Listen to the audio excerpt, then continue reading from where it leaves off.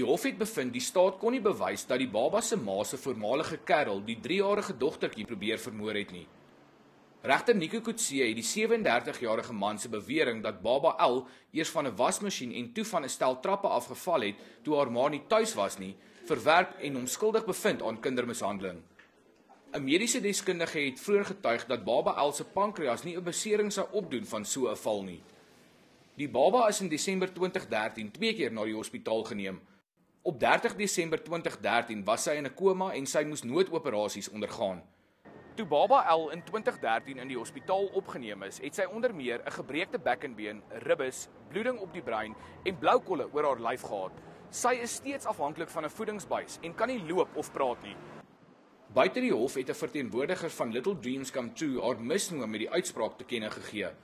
Siek. Absolutely siek. Dit kan nie so aangaan nie. Rarig. Dit is pateties. Dis 'n swak beeld op ons land. Dis 'n swak beeld op ons wat mammas is. Laat 'n mamma kan toestaan en kyk hoe haar kind vermink word. Die vonnisverrigtinge begin maandag. Gerard Pretorius, E-nuus Pretoria.